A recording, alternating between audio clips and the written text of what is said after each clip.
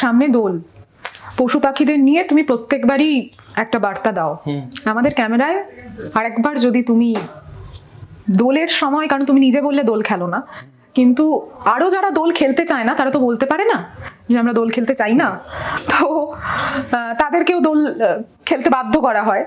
তো এডিটরজির দর্শকদের জন্য দোলের শুভেচ্ছা এবং তুমি যা বলতে চাও।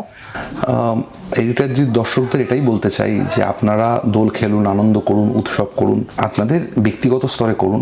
এমন কোনো মানুষ কিংবা পশু পাখি এটার মধ্যে ইনভলভ করবেন না যে যারা এটার অংশ হতে চায় না, কিংবা আপনার আনন্দ কারুর মৃত্যুর অথবা যন্ত্রণার কারণ হোক। এটা আমরা কখনোই কিন্তু চাই না, কারণ আপনি নিজের অজান্তে যে ক্ষতিটা অন্য প্রাণীদের জন্য করছেন কিংবা প্রাণীদের জীবন ধারণের অসুবিধা তৈরি করছেন, সেইটা কিন্তু খুব ভয়ঙ্কর ব্যাপার।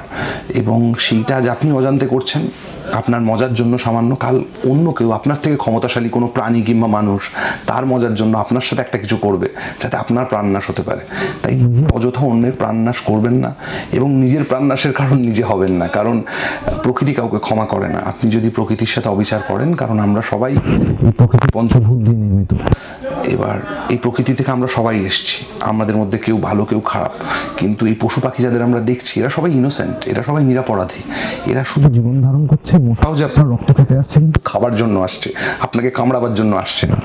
সুতরাং সেখানে দাঁড়িয়ে শুধুমাত্র নিজের সামান্য একটু আনন্দের জন্য অন্য পশু পাখিকে কষ্ট দেবেন না।